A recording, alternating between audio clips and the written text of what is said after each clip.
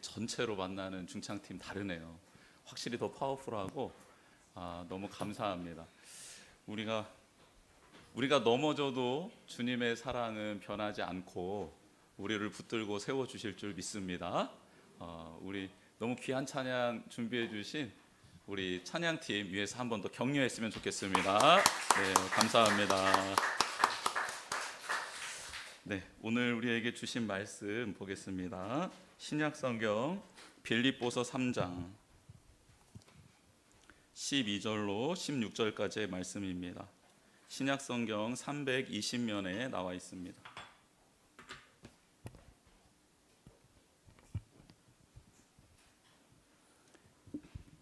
빌립보서 3장 12절로 16절 우리 같이 한 목소리로 읽겠습니다. 시작. 내가 이미 얻었다 함도 아니요 온전히 이루었다 함도 아니라 오직 내가 그리스도 예수께 잡힌 바 된 그것을 잡으려고 달려가노라. 형제들아, 나는 아직 내가 잡은 줄로 여기지 아니하고 오직 한 일, 즉 뒤에 있는 것을 잊어버리고 앞에 있는 것을 잡으려고 표대를 향하여 그리스도 예수 안에서 하나님이 위에서 부르신 부름의 상을 위하여 달려가노라. 그러므로 누구든지 우리 온전히 이룬 자들은 이렇게 생각할지니 만일 어떤 일이 너희가 달리 생각하면 하나님이 이것도 너희에게 나타내시리라. 오직 우리가 어디까지 이르렀든지 그대로 행할 것이라. 아멘. 할렐루야.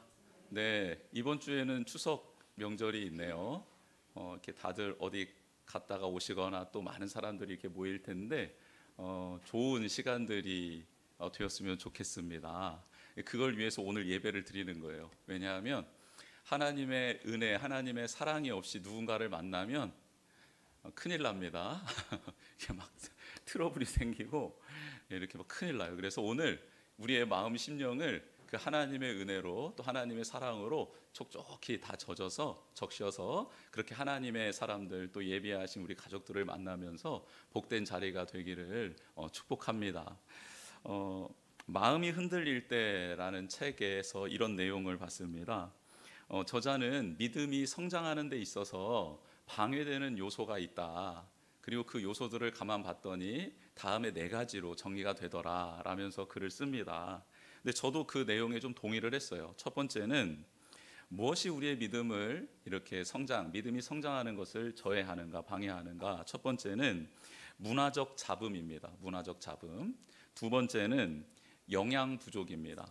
영양을 골고루 공급받지 못한다는 거죠. 세 번째는 고통입니다. 고통이 우리의 믿음이 성장하는데 방해가 된다라고 보았고, 마지막 4번째는 교회를 다니면서 예수님의 사랑을 실천하지 못하는 성도들을 볼 때 이게 또 신앙이 방해가 된다라고 했습니다. 저도 이 4가지에 동의가 되더라고요. 그래서 문화적 잡음이라는 건 뭐냐면 하나님은 항상 세미한 음성으로 우리에게 말씀해 주시는데 이 세미한 음성보다 더 큰 이 세상의 문화의 소리가 우리의 귀를, 고막을 울리고 있다라는 거예요. 그러면서 이 저자가 한 가지 굉장히 우스운 상황인데 현실적인 상황을 예를 들었습니다. 어느 날 그 중고등학생이 탄 그 버스에서 중고등학생들이 다 내려서 자기 맞은편에서 오고 있었던 거예요.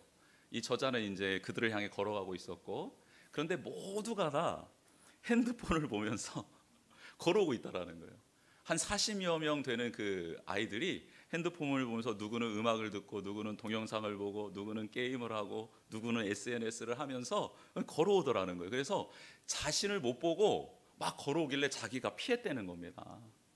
여러분, 우리는 정말 많은 미디어에 또 세상의 소음에 노출되어 있어서 하나님의 음성을 들어 믿음이 성장하는 일이 저해되고 있다, 방해받고 있다라는 생각이 듭니다. 영양 부족은 뭐냐면 이 믿음도 자라나고 성장하려면 공급을 받아야 되지 않겠습니까? 공급을 받아야 되는데 언제 우리가 하나님의 말씀을 읽고 또 말씀을 배웠는지, 혹은 그리스도인으로서 어떻게 살아가야 하는지, 하나님의 뜻이 무엇인지를 우리가 익히고 배웠는지 오래전 일이 아니라 지금 내 안에 그런 일들이 일어나고 있나, 이것을 한번 반성해 봐야겠다. 그래서 배우지 않고 배움의 자리에 없으면 우리의 믿음은 도태될 수밖에 없다, 영양실조에 걸릴 수밖에 없다라고 말하고 있습니다. 세 번째 고통은 인간관계가 깨질 때, 그리고 생계를 유지하는 데 있어서 고통스러울 때, 힘들 때, 병이 찾아왔을 때, 사랑하는 사람과의 이별이 있을 때, 이 고통으로 인하여서 하나님 앞에 나아가기도 그렇고 또 하나님이 주신 이 믿음이 성장하는 데 방해가 된다라고 말하고 있습니다. 그렇죠. 여러분 혹시 이런 고통의 문제로 인해서 하나님을 의심해 본 적 있지 않으십니까? 하나님이 과연 계신가? 나를 사랑하시는가에 대한 질문을 던져본 적 있으시죠? 그게 바로 믿음의 성장을 방해하는 요소가 된다라는 겁니다. 그리고 마지막 네 번째는 뭐라 그랬죠? 교회를 다니는데 예수님의 사랑을 실천하지 않는 성도들을 볼 때 나의 믿음이 성장하는 것이 방해가 된다라는 것입니다.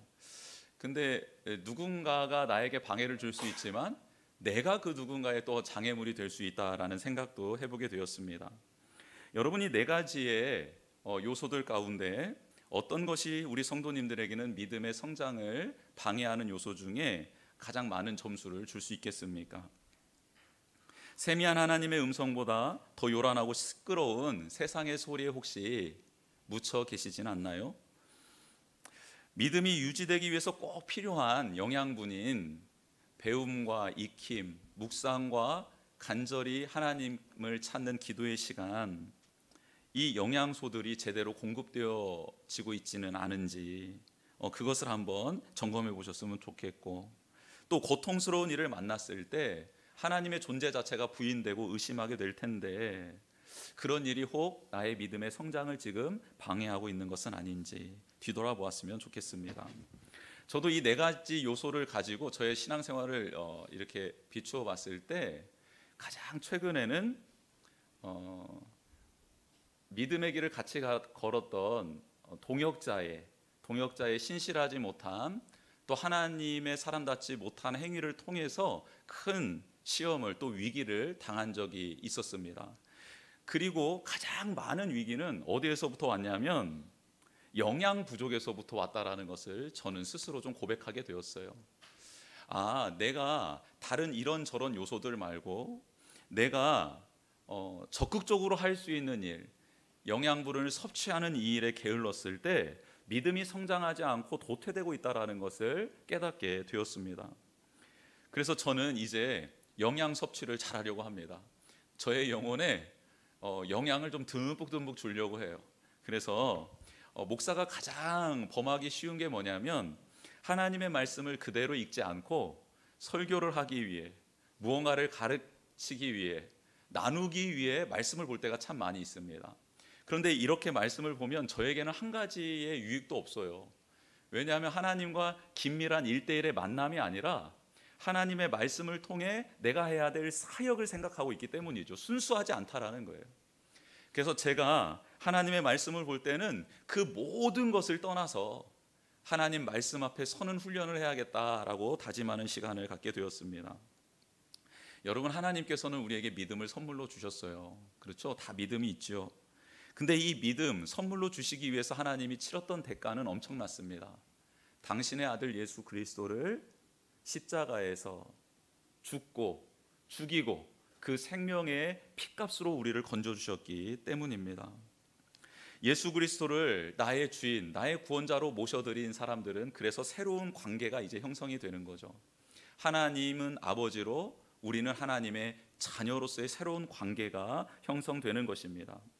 애굽에서 노예 생활하고 있었던 이스라엘 백성을 하나님께서 구원해 주셨습니다.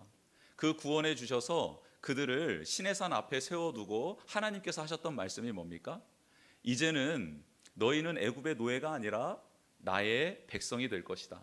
나는 너희의 하나님이 되고 너희는 내 백성이 될 것이다 라는 새로운 관계를 하나님이 형성해 주셨습니다. 이게 바로 거듭남입니다. 다시 태어났다라는 거예요. 이전에는 애굽의 종로로 타고 있었는데 이제는 하나님의 백성으로, 하나님의 자녀로 다시 태어났다라는 거예요. 그러면 다시 태어났으면 거기에 걸맞는 생활 양식이 주어지겠죠. 행동 패턴이 주어지겠죠. 가치관이 주어지겠죠. 그렇습니다. 그래서 하나님은 새로 태어난 이스라엘 백성에게, 그리고 우리들에게 하나님을 바라볼 수 있도록, 따를 수 있도록, 그분과 교제할 수 있도록 말씀을 주셨고, 예배를 주셨고, 동행하는 법을 가르쳐 주신 것이죠. 여러분, 구원받은 백성은 구원받았다가 끝이 아니라 이제 구원받은 자로서 살아가는 믿음의 여정이 선물로 주어진 것입니다. 그래서 이 믿음의 여정을 소중히 여기는 사람들은 하나님을 더 알기 위해 노력합니다. 그분과 교제하기 위해서 애쓰죠. 그러나 이 믿음의 여정에 대한 소중함을 알지 못하는 자는 하나님이 나 구원해 주셨으니까 이제는 끝, 내 마음대로 이 자유를 만끽하며 살아야겠다라고 하며 자기의 욕망을 따라, 욕심을 따라 걸어가게 되는 것이죠. 여러분, 그거 아닙니다. 예수님이, 하나님이 우리를 구원해 주신 이유는 우리에게 참된 자유를 주시기 위함이에요. 참된 생명을 주시기 위함이에요. 그걸 가지고 하나님을 잘 섬기라고, 그걸 가지고 하나님의 뜻을 이루라고 우리를 구원해 주신 줄 믿습니다. 여러분, 본문에도 사도 바울이 등장해요. 사도 바울은 독특한 이력을 가진 사람입니다. 그는 정통 유대인이에요. 난지 8일 만에 할례를 받았습니다. 율법을 지키며 살아가는 것을 목표로 둔 바리새인 중에 바리새인이었습니다. 율법의 의로는 흠이 없는 사람이다라고 성경은 기록하고 있습니다. 열심은요, 교회를 박해하는 데 가장 앞장섰던 그런 열심이 특심이었던 사람이었습니다. 또한 그가 베냐민 지파였다라고 말씀하고 있습니다. 당시 지파의 구분은 의미가 없었습니다. 이미 지파의 구분은 바벨론으로 포로로 끌려가면서 사라졌기 때문이지요. 그럼에도 불구하고 그는 나는 이스라엘 민족이다, 히브리인이다라는 것을 강조하기 위해서 베냐민 지파 사람이다라고 말하고 있는 것입니다. 여러분, 베냐민 지파는 이스라엘 백성의 초대왕 사울이 속해 있었던 지파였습니다. 그리고 이스라엘 백성이 싸울 때 가장 용맹한 자들이 어느 지파 사람들이었냐면 베냐민 지파 사람들이었습니다. 싸움을 정말 잘했던 지파였던 것이죠. 그리고 용맹함뿐만 아니라 지혜로움, 탁월함까지 갖춰 있었던 이 베냐민 지파는 당시에 참 놀라운 일들을 많이 했던 지파이기도 했습니다. 그런 지파에 소속되어 있다라고 지금 바울이 말하고 있는 것이죠. 그런데 사도 바울은 자랑하기 위해서, 그리고 나는 이스라엘 사람, 히브리 민족이다라는 것을 표현하기 위해서 사용했던 이 지파 이름이었지만, 이 지파 이름 안에는 놀라운 비밀이 숨겨져 있죠. 그래서 사도 바울이 왜 베냐민 지파에 속하게 되었는지 그 이유를 알게 되는 대목이 나옵니다. 여러분, 야곱이 사랑했던 여인이 있었습니다. 누구냐면 라헬입니다. 라헬. 근데 성경에서도 라헬이 참 예뻤다고 기록하고 있어요. 성경에서 예쁘다고, 아름답다고 했으니 얼마나 아름다웠겠습니까? 지금 우리 남자 집사님들 그 와이프를 생각하시면 그 모습이 딱 라헬의 모습입니다. 굉장히 두세 사람이 동의를 하고 두세 사람이 딴 데를 쳐다보고 있는데, 여러분, 이때 아멘을 해야지 오늘 저녁 반찬이 바뀌는 거였는데 다들 침묵하고 있었던 게 참 한이 됩니다. 한이 돼요. 저는 이것을 믿음으로 기록을 했습니다. 그렇기 때문에 오늘 저녁 반찬이 저는 바뀝니다. 성경에서 라헬을 가장 아름다운 여인으로 보고 있는데, 우리 성도님들 아내를 생각하시면 확 와닿을 줄 믿습니다. 할렐루야. 저녁 반찬이 바뀌어요. 여러분, 그 야곱이 에서 형을 속였죠. 속여서 장자권을 빼앗아서 이제 그 외삼촌의 집으로 갑니다. 도망간 거예요. 도망갔는데 그곳에 외삼촌의 딸 라헬 첫눈에 반하고 맙니다. 너무너무 예쁜 거예요. 그래서 첫눈에 반해서 그 외삼촌, 저 라헬과 결혼하고 싶으니 제가 뭐 돈도 없고 지참금도 없으니 노동력으로 대신하겠습니다 해가지고요, 뼈가 삭도록 일을 합니다. 그래서 라헬을 얻어요. 그런데 라헬에게, 그 사랑했던 그 여인에게 아이가 생기지 않아요. 그래서 오랜 시간이 흐릅니다. 그래서 우여곡절 끝에 첫 번째 아이를 낳는데 그 아이가 누구냐면 요셉입니다. 그렇죠. 그리고 요셉을 보고 난 다음에 자기의 언니, 또 언니의 몸종, 자기의 몸종도 아들을 계속해서 낳는데 자기에겐 또 아들이 없는 거예요. 그렇게 또 안타까운 시간이 속절없이 흐릅니다. 그러다가 하나님께서 아이를 주시죠. 그 아이가 바로 베냐민입니다. 그런데 너무 안타까운 것은 그렇게 오랜만에 둘째를 임신해서 아이를 낳는데 그만 산고로 라헬이 길에서 죽게 됩니다. 너무 슬픈 일이죠. 야곱 입장에서는 가장 사랑했던 여인이 죽어가는 상황을 맞이하게 되었고, 또 라헬의 입장에서는 이제 둘째 아이를 낳아서 자라는 것도 보고 싶고, 또 하나님의 은혜, 하나님의 영광 안에 키우고 싶었는데 그것을 차마 할 수 없었습니다. 태어난 아이는요, 태어나자마자 어머니를 잃게 되는 그런 상황입니다. 너무 슬픈 상황이죠. 그래서 라헬이 태어난 아이를 보며 이름을 지어줍니다. 너의 이름은 베논이다 라고 부릅니다. 이름의 뜻은 슬픔의 아들이라는 뜻이에요. 여러분, 사람의 관점으로 보고 세상의 관점으로 봤을 때 정말 슬픈 현장 아닙니까? 그래서 그 아이의 이름이 너무 잘 어울리는 것 같아요. 베논이. 그런데 야곱이 라헬, 사랑했던 아내가 붙여준 이름을 외면하고 새로운 이름으로 그 아이를 부릅니다. 그 이름이 바로 베냐민입니다. 그래서 베냐민 지파가 나온 거예요. 베냐민이라는 뜻은 무엇이냐면 오른손의 아들이라는 뜻입니다.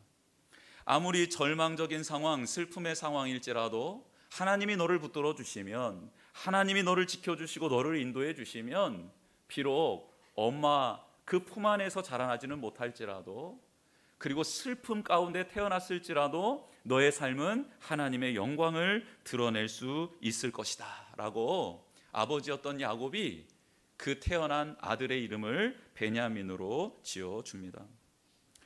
여러분, 오늘 바울이 베냐민 지파 사람이었다라는 것은 이런 의미와도 통합니다. 바울은 베노니가 아닌 베냐민으로 산 사람입니다. 그는 자신의 모든 것을 내려놓지요. 자신의 명예, 지식, 재물, 로마 시민권마저 내려놓습니다.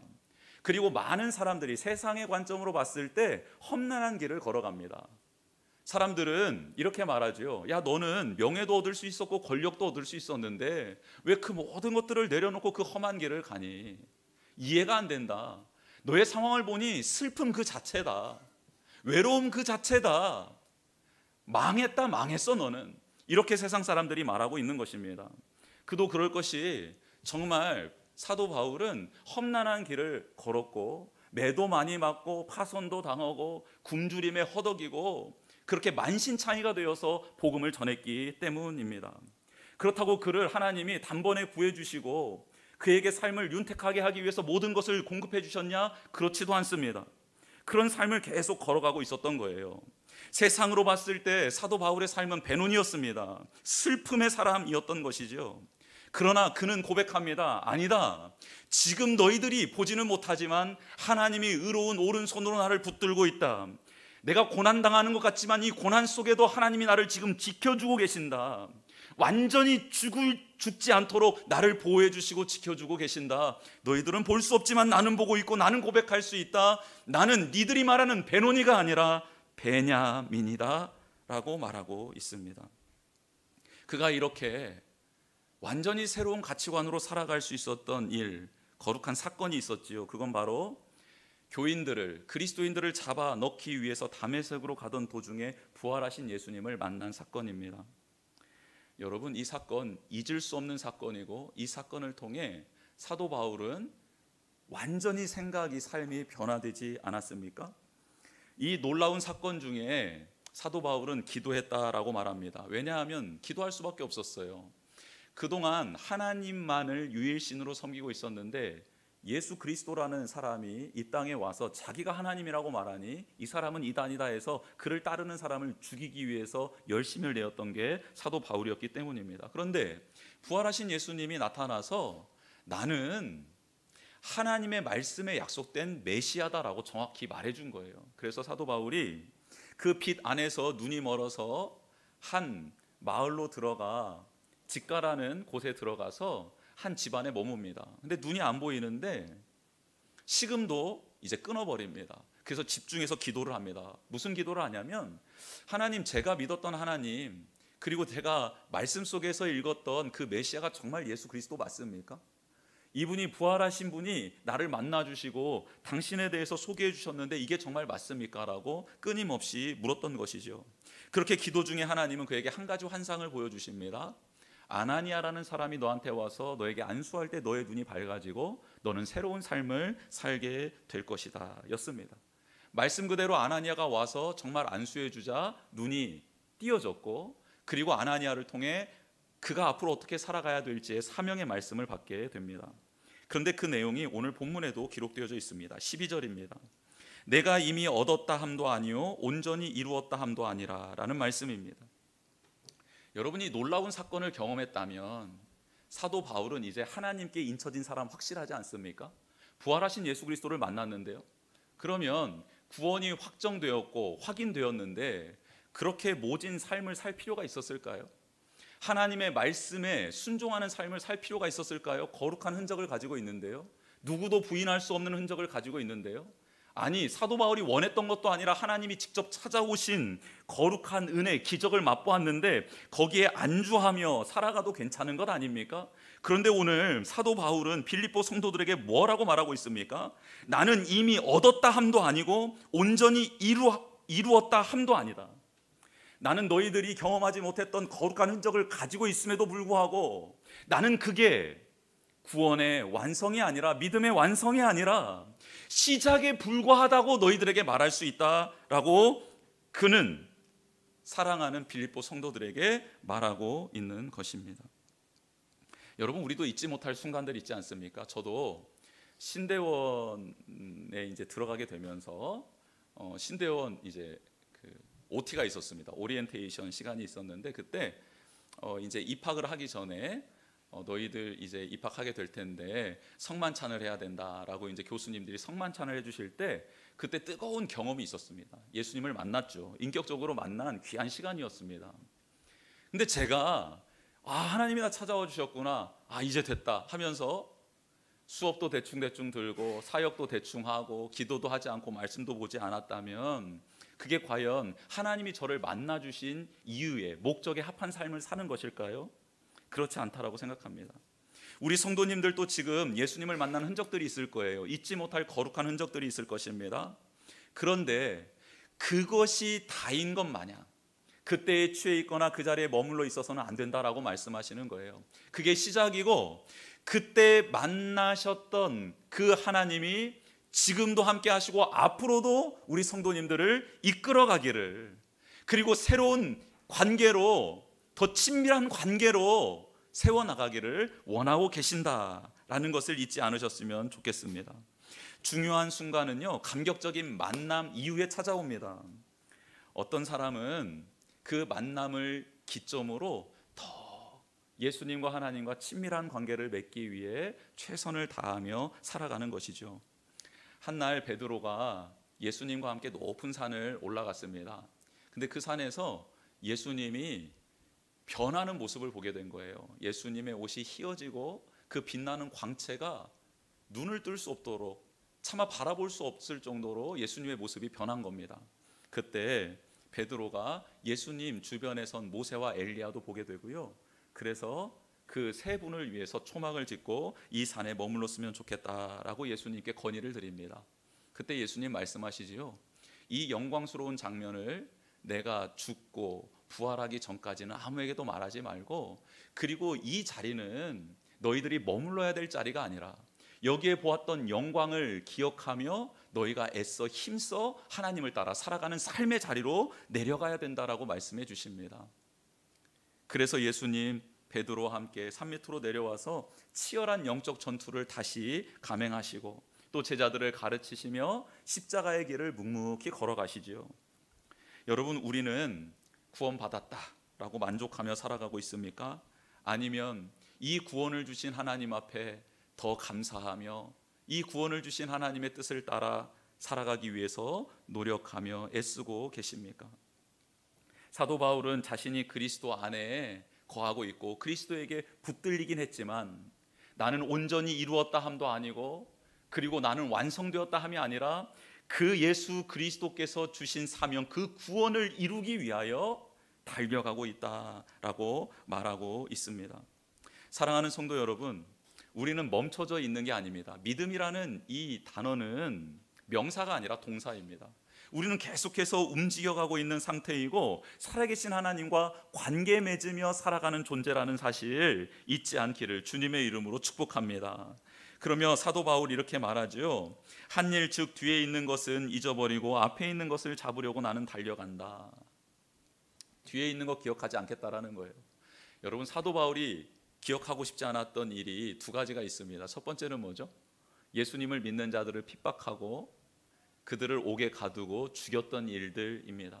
정말 잊고 싶었던 수치스러운 과거이죠. 그런데 만약 사도 바울이 예수님을 만난 후에도 그 일들에 발목이 잡혀서 그 상처와 정죄의식 가운데 있다고 하면 어떻게 사명을 감당할 수 있겠습니까? 그래서 그 죄를 하나님 앞에, 주님 앞에 고백하고 그것을 끊어냅니다. 또 한 가지는 예수님을 믿고 난 다음에 빌립보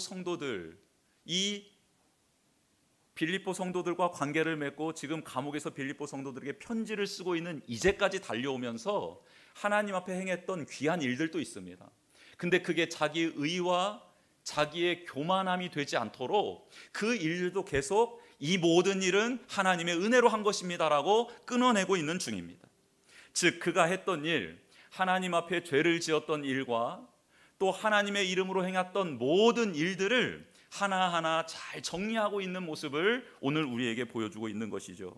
그리고 앞에 있는 것, 예수 그리스도께 붙잡힌 바 된 그것을 위해 달려가고 있습니다.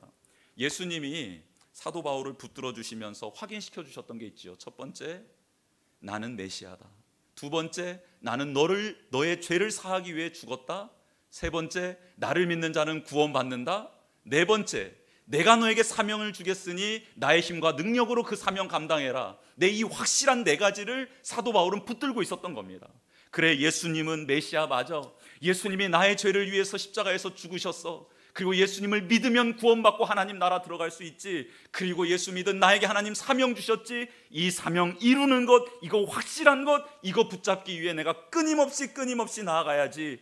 사도 바울은 그렇게 결정하고 뒤의 일은 생각하지 않고 앞을 바라보며 달려가고 있는 것입니다. 여러분, 예수님도 뒤를 돌아보지 말라고 했습니다. 예수님의 부르심 앞에, 하나님의 확실한 약속 앞에 뒤의 것을 생각하지 말고 그 확실한 진리를 붙잡으라고 예수님도 말씀해 주셨습니다. 여러분, 소돔과 고모라 성 멸망했던 사건 알고 있으시죠? 그곳에 아브라함의 조카 롯의 가정도 살고 있었습니다. 근데 하나님의 천사가 와서 그 가정을 구원해 주시죠. 그래서 한 가지 약속을 하고 그 소돔과 고모라 성에서 빠져나가라고 말합니다. 그 한 가지 약속은 뭐예요? 뒤를 돌아보지 말라는 것이었습니다. 여러분, 하나님의 심판은 구경거리가 아니기 때문입니다. 호기심을 채우기 위해서 하나님의 심판을 바라보라고 하나님은 허락하지 않기 때문입니다. 또 한 가지는 그 땅이 심판받는 이유는 그들의 탐욕과 욕심의 열매들이 가득했기 때문입니다. 그 죄를 끊어내야 할 순간에도 그 죄를 뒤돌아보게 된다면 너희들은 살 수 없을 거다라고 하나님이 말씀해 주신 것이죠. 그런데 그만 그 네 가족이 소돔과 고모라 성을 빠져나가고 가고 있는데 자신이 두고 온 욕망, 그 욕심, 죄의 열매가 그리웠는지 혹 그것들이 어떻게 되는지 알고 싶어서였는지는 몰라도 그것을 끊어내지 못하고 뒤를 돌아본 한 사람이 있었습니다. 그 사람이 바로 롯의 아내였죠. 그래서 롯의 아내는 소금 기둥이 되고 맙니다. 그런데 여러분, 이 소금 기둥이 된 이 롯의 아내, 그 소금에 맛이 있었을까요? 아니면 맛을 잃었을까요?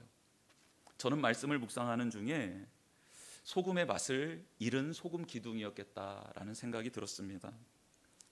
그렇죠. 맛을 잃은 소금은 어떻게 된다고 성경은 기록하고 있습니까? 버려지고 질밟히게 된다라고 말씀하고 있습니다. 여러분, 우리는 과거가 완벽한 사람이 아무도 없습니다. 과거에 지은 죄가 있고요, 또 어렵사리 살아오면서 받은 수많은 상처들이 있습니다. 사랑하는 성도 여러분, 그것을 예수 그리스도 앞에 나와 다 고백함으로 죄 사함에 또 치유의 은혜를 누리기를 주님의 이름으로 축복합니다. 그것을 잘 끊어내는 우리 성도님들이 되기를 원합니다. 또한 하나님의 일을 감당하면서 잘했던 일들도 있을 겁니다.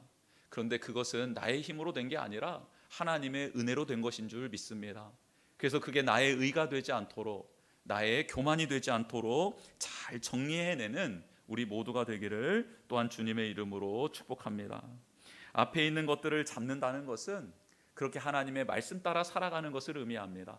하나님을 사랑하라는 말씀, 서로를 사랑하라는 말씀, 그 뜻대로 살아가는 제가 되겠습니다. 사도 바울은 그렇게 열심을 내어 살아가고 있다라고 성경은 말씀하고 있습니다. 사도 바울이 지금 이렇게 빌립보 성도들에게 지금 있는 이 자리에서 할 수 있는 일을 최선을 다해서 그 부르심에 합한 상을 받기 위해서 나아가라고 외치고 있는 상황은요, 옥에 갇혀 있는 상황이었습니다. 사도 바울은 지금 옥에 갇혀서도 빌립보 성도들에게 만족해하지 말고 자만하거나 자기 의에 빠지지 말고 계속해서 예수 그리스도를 향하여 달려가라고 외치고 있는 것입니다. 여러분, 우리는 어떤 상황에 있습니까? 바쁜 상황일 수도 있습니다. 또 고난의 상황일 수도 있겠습니다. 그리고 기쁨의 상황일 수도 있고 감격의 상황일 수도 있겠습니다. 그런데 그 모든 상황 속에서 지금 우리를 구원해 주시고 우리를 사랑해 주시며 우리를 영원토록 인도해 주시기를 원하시는 그 주님의 부르심 앞으로 달려가고 있습니까?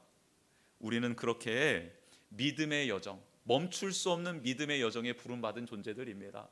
예수 그리스도께서 주시는 힘과 능력으로 그 믿음의 여정 완주하기를 주님의 이름으로 축복합니다. 어떤 상황 속에서도 주님을 바라볼 수 있는 자, 그리고 어떤 상황 속에서도 안주하는 자가 아닌 그 믿음의 여정 가운데 기쁨으로 동참하는 자 되기를 주님의 이름으로 축복합니다. 이 시간 같이 찬양하며 나아갔으면 좋겠습니다. 먼저 주보의 내용도 한번 채워보겠습니다. 첫 번째, 나의 믿음의 성장을 방해하는 요소는 무엇인지 한번 생각해 봅시다. 한번 잘 점검해 보고 그 장애물들을 하나하나 해결해 보면 좋겠습니다. 두 번째, 베노니의 상황을 베냐민의 관점으로 해석하는 성도는 하나님의 마음과 뜻을 깨닫게 되어 하나님과 더욱 친밀해지게 됩니다. 믿음이 계속 성장하게 되는 것이죠. 세 번째, 앞에 있는 것을 잡는 믿음은 뒤를 보지 않고 있는 자리에서 최선을 다해 주님께 한 걸음 더 나아가는 것입니다. 그렇죠. 매일매일 주님께로 한 걸음 더 나아가는 그런 믿음, 그래서 멈추지 않는 믿음의 걸음을 내딛는 우리 모두가 되기를 주님의 이름으로 축복합니다. 이 시간 같이 찬양하도록 하겠습니다.